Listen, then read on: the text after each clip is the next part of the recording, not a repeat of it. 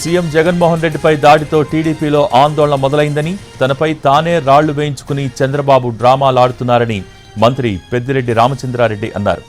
అలిపిరి దాడి తర్వాత సింపతితో గెలవాలని ముందస్తుకు వెళ్తే ఓడిపోయారని, అయినా చంద్రబాబు మారలేదని విమర్శలు గుప్పించారు. రాళ్లతో కొట్టాలని చంద్రబాబు పిలుపు ఇవ్వటం వల్లే సీఎం జగన్పై దాడి జరిగిందన్నారు పెద్దిరెడ్డి. అసభ్య పదజాలంతో మాట్లాడుతున్నాడు. అతని వయసుకు తగినట్లు తను మాట్లాడడం లేదు. అందుకంటే దరిద్రంగా వాళ్ళ కుమారుడు లోకేష్ మాట్లాడుతున్నాడు. సింపతి వచ్చేస్తూ ఉంది జగన్మోహన్ రెడ్డి గారికి. రాష్ట్ర వ్యాప్తంగా అందరూ కూడా ఆయనకు ఖండించారు. నా మీద కూడా ఏమీ లే అని చెప్పి వాళ్ళే వేసుకొని వాళ్ళే మాట్లాడారు. ఇది ఈ నటన తిరుపతి పార్లమెంటు బై ఎలక్షన్లో కూడా చేశాడు కర్ణాల వీధిలో. ఇది నటన తప్పితే వేరే లేదు. సింపతి వస్తుందని మనం చూసాము.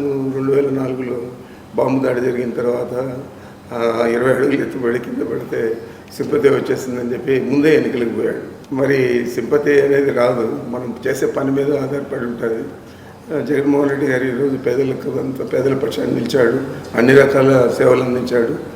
మరి పేదలందరూ కూడా ఈరోజు ఆదరిస్తారు.